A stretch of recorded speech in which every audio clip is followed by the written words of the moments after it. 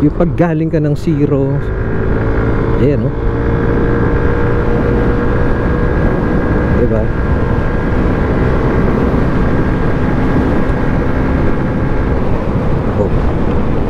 Oh yeah.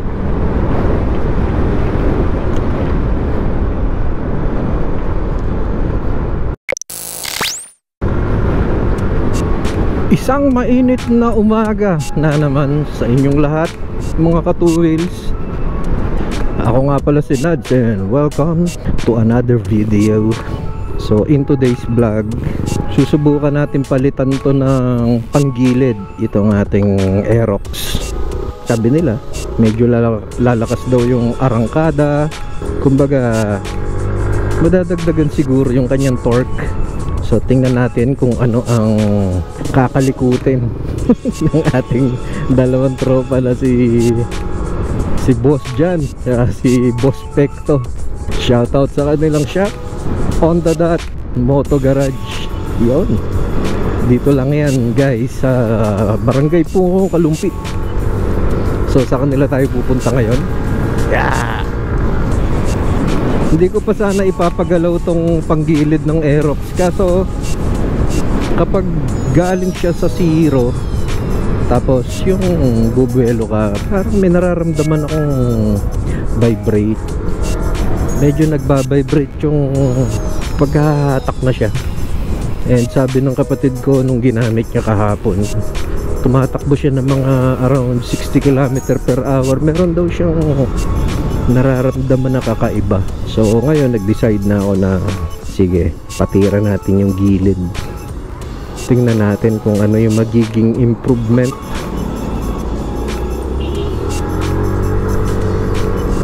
Sabi medyo lalakas ng konti yung kanyang gas consumption niya, pero konti lang naman. Syempre dahil siguro magiging gigil na siya.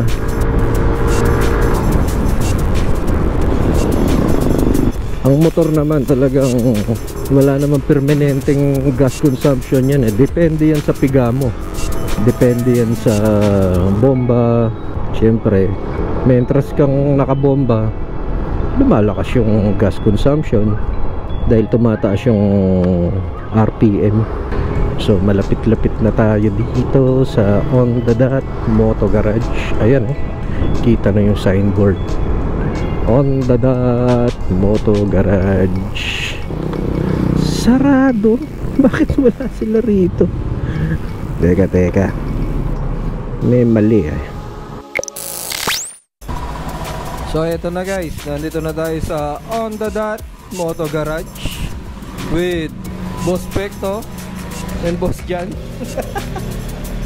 So eto guys, ituturo namin sa inyo ang basic para madagdagan ng lakas ang ating mga scooter. Basic lang naman to. Basic lang daw yung gagawin nila. CVT cleaning and ano yung isa? Tuning. Iyon. Ayan, tapos lilinisin daw yung air filter. So titingnan natin kung paano kakalikutin to. Ipapakita natin ang buong buo para kung sakali matry nyo rin sa bahay. So ang motor natin is Yamaha Aerox. Stock na stock to. Kayo ang nakauna. 1.5 kilometers ay 30 minutes ang bago dyan sa. So sa kanya, nagagawin natin sa kanya ay hanginan muna natin siya para malinis natin. Nagamit tayo ng air compressor para malinis natin. Yun. Kita nyo naman, okay pa yung ano natin, yung air filter natin. Wala pang duming ng malabas. So okay pa siya, hindi pa siya palitin. Malaking bagay yung may hangin na ganyan eh, no? Marami pwedeng ano tapos yun. yung hangin natin dito, may separate ng water. Para pag spray mo ng hangin, walang kumahalo na, ano, na tubig. Oo, ganda. Oo nga, nakagamit ako dati niyan, matubig. Lalo na yung unang buga. Teka, ipakita muna natin yung harapan ng shop. So dito lang guys, ang On The Dot Moto Garage. So ayan yung way na papuntang Pulilan. Tapos ito naman yung papuntang pinakabayan ng Kalumpit. Ayan. Dito yon sa Barangay Pungo. Kanilang shop. Ayan o. Boss, may tanong ako. Ba't nakatakip yung mukha mo? Madumi sir. Mas pala yun. Nakala ko. So, bali nga pala guys, weekend lang sila open, pansamantala. Kasi wala silang nakukuha pang mekaniko. So, sila yung owner, sila rin yung tumitira. Oo, ito yung pinaka-sideline nila. Pagka weekend. Dito, alam mo yung time nyo, kayo rin nasalang agad pagdating sa reservation time nyo. Yun. So ayan guys, paki-follow na lang ang kanilang FB page. So ilalagay natin sa description. Actually nakalagay na sa description ko yan eh. Punta lang kayo sa bandang ibaba, makikita nyo ang kanilang FB page. So ito yung kanilang mga motor. Ayan. Ito yung kay Boss John, yung kanyang PCX. Ito naman yung kay Boss Pecto, Vespa. Hindi oh, nakamalosik. Ano tong Vespa mo? Sprint? Sprint 155 no? 150 yung ano niya. Yung description niya is 150. Oo. Pero 157cc talaga. 157cc. Oo. 160 siya sa ano, pero 157 to be exact isa. So yan, marumi na siya. Normally kasi yung dumi nang gagaling dito sa belt. Yan, yung napupudpud sa belt, pumupunta dito sa crankcase mo. Ito yung tinatawag nating variator pulley. Tapos ito yung driven pulley. Okay. So ito yung torque drive, ito yung bell. Tapos sa loob nitong bell, mamaya pakita ko, ito yung clutch. The way your CVT works kasi, habang umiikot yan, yung clutch lining mo, aangat yon, tatama siya dito sa bell mo. Kakagat siya dito sa bell. Okay.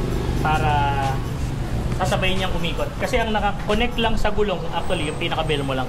Okay. So, titingnan mo, pag ginano mo to, yung bell mo lang ang umiikot. Umiikot to. Okay. So, pag, bali, dadalhin nung clutch mo yung bell para maipaikot ang gulong.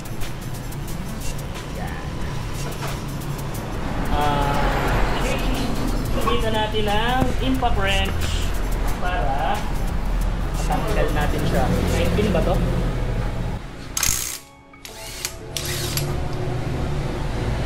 So, ang ating... Mamaya, bantayan natin to kasi ito rin dapat yung nasa likod pag binalik natin siya. Bell. Mainit. Ito yung duminong galing sa lining. Ito yung clutch lining natin actually.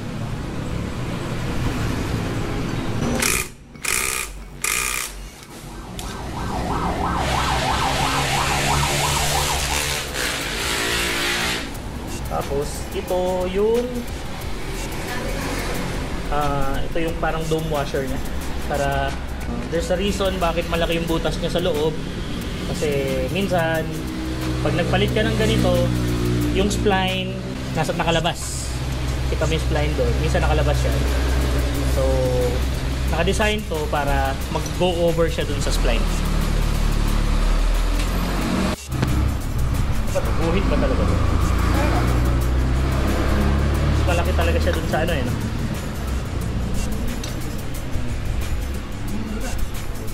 Washer.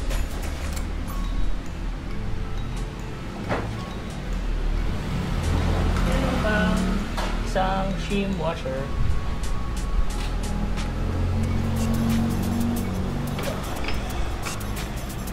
Ito yung clutch assembly natin.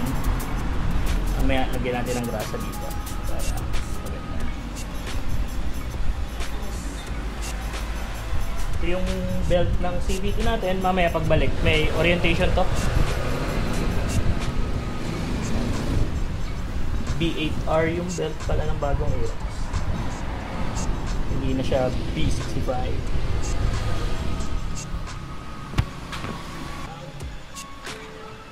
Tawag natin.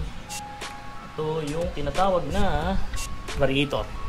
Bakit siya tinawag na variator? Kasi siya yung magpapabago nung gear ratio mo. Siya yung magbabariate based doon sa RPM na binibigay ng motor mo. Sa likod nito, meron siyang fly balls. So yung mga fly balls, depende sa bigat, makokontrol mo kung ilang RPM siya aangat or bababa. Tapos, ito yung backplate natin. Mamaya lilinisin natin yung backplate. Tapos, linisin natin itong mga yung likod ng variator mo. Oops!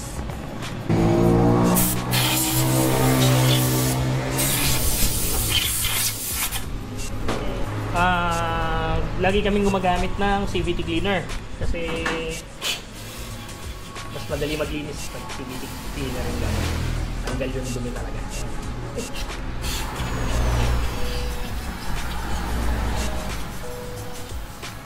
Tsaka hindi siya harmful dun sa pinaka-bushing ko. Kasi pag gasolina, Masyado matapang. Harmful siya.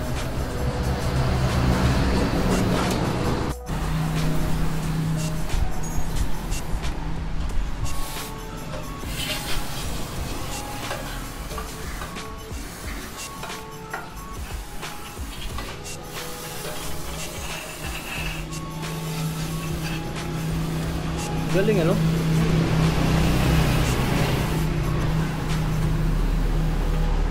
So, mga magkano naman yung ano na yan, yung cleaner na yan?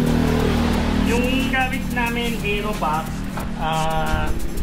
500 ml na siya, yung isang can 195. 195. Mura lang. Hindi nakikita ng naked eye mo. Oo, yung di nakikita ng naked eye. Siya na yung bahalang luminis. So, normally, pag naglilinis ako ng CVT, yung mga mukha ng variator tsaka ng drive face, dinedeglaze ko sila. Okay. Kasi pagka hindi mo sila dineglaze, ang ito niyan, makikitab na ganito. Ayan, makikitab silang ganyan.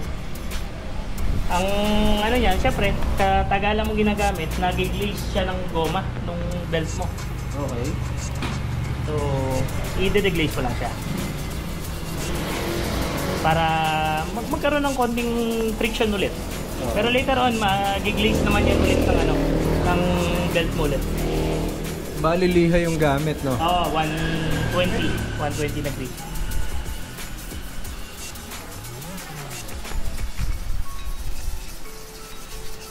Yan, deglaze mo lang siya circularly para gumaspang. Kasi CVT mo, it works through friction eh. So, para gumaspang ng konti. Pero hindi naman siya nakaka-damage. Later on, mag-glaze naman siya ulit nung belt pagka dumaan na yung belt dyan. Yung likod ng drive face, yan, hindi naman siya masyadong critical. Okay. Tapos, the same with the ano, yung clutch lining natin. Dinedeglaze ko rin yan normally. So, deglaze mo lang siya pag ganun. Against dun, kasi pag ganun yung ikot niya eh. So, deglaze mo lang siya against dun sa rotational direction. Para lang matanggal yung mga dumi-dumi na sumingit dun sa lighting mo. The reason we clean and maintain yung CVT natin, kasi yung dumi may tendency na umipit dito sa lining and dun sa bell natin. So pag umipit siya, pwedeng, syempre yung friction mo hindi ganun kaganda, pwede siyang mag-cause ng dragging kung lalo na kung sobrang dumi. Much better pinapalinis natin yung CVT natin every 5,000 kilometers. Pwede na rin, sulit na yun. Sulit na yung 5,000. Pero ako kasi, since ako naman yung gumagawa, lalo si Vespa, sobrang prone sa dumi talaga ng CVT. 3,000 lang talaga yan, binubuksan ko na. Wala namang masamang ingatan natin yung sarili nating motor. Oo, para pag may problema, habang minor pa lang, maagapan na. Hindi naman dadamay. Kasi yung gusto ni Sir Nad na magkaroon ng konting acceleration yung motor niya. So what we did is we replaced the center spring, or also known as the contra spring, to a much stiffer spring, which is yun yan, keso na 1,200 RPM. Yung stock kasi ng Honda, ng Yamaha, medyo malambot. Rated to 800 RPM, so mas steeper.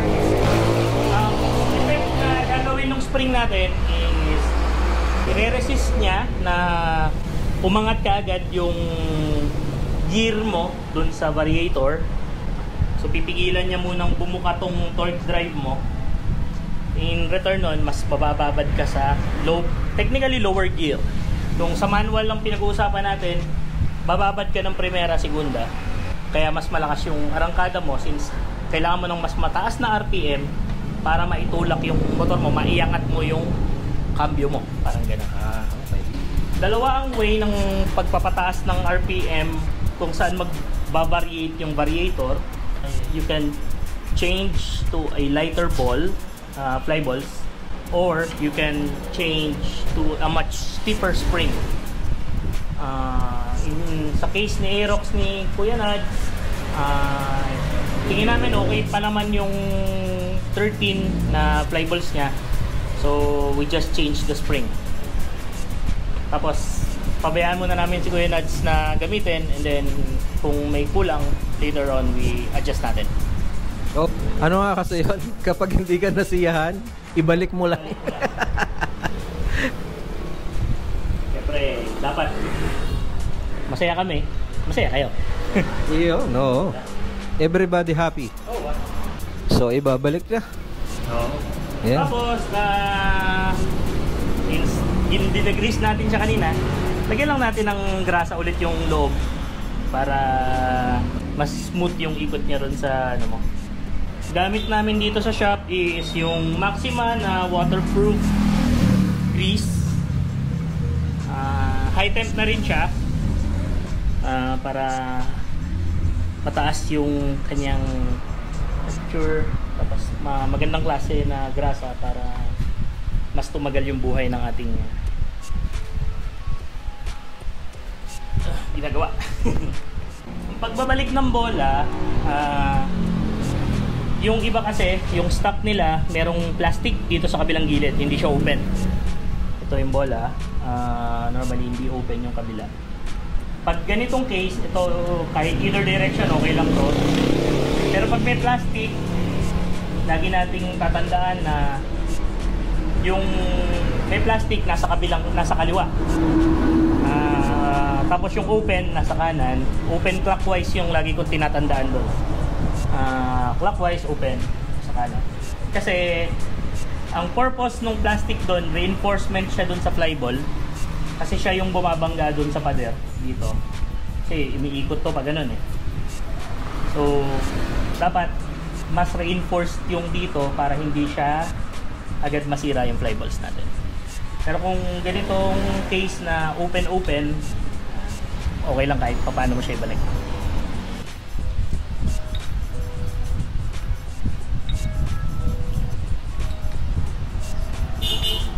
Again.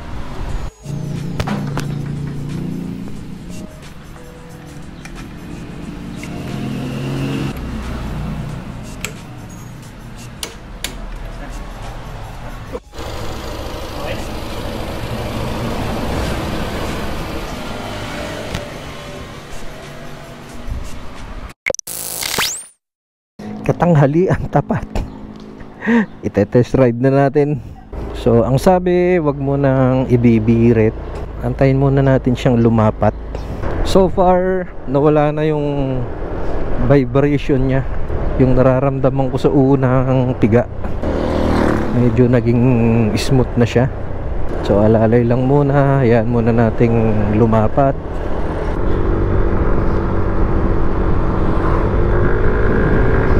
Oh, ba mas naging smooth ba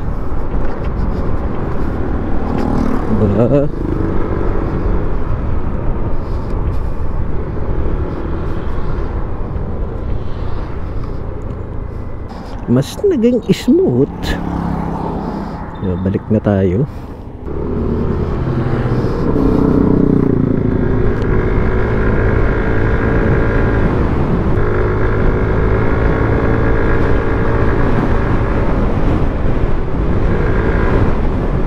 Well, honestly, oo nga, lumakas siya. Tsaka nawala yung vibrate. Pwede. So hindi muna natin maita-top speed kasi sobrang init guys, di ko kaya, naka-short lang ako. So ayan guys. Oo, maraming salamat. Maraming salamat. So dito lang yan sa On The Dot Motor Garage. At tayo uuwi na guys. Syempre, tsaka na natin to top speed. Maraming salamat. Yun.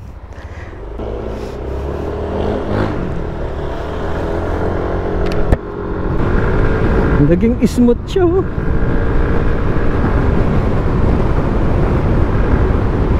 Malaking bagay yung CVT cleaning tsaka yung tuning.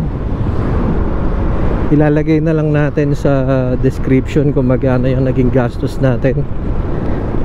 So ganun guys, kung gusto nyo medyo lumakas yung arangkada or nararamdaman nyo na medyo may vibrate yung mga scooter nyo, so sundan nyo lang yung pinakita natin sa video. Oo, ayun, smooth to, ramdam na ramdam ko. Dati kasi pagka ganyan nagbabibrate eh, pero ngayon ayos. So sabi naman nila Boss Jan tsaka ni Boss Pecto, yung top speed nito, yun na yun, nakuha na natin yung top speed. Kaya yung ginawa nila ngayon na yan, pang arangkada siya para lumakas yung paggaling ka ng zero. Ayan, no? Diba?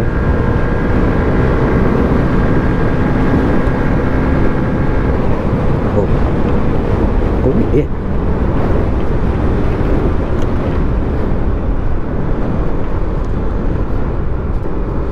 Sana may nakuha kayo, may natutunan kayo sa video na to guys. At hanggang dito na lang. Kita-kits ulit tayo sa susunod na video. Ako nga pala si Nads, and palagi nating sinasabi, prayer is the best gear. Nads on two wheels.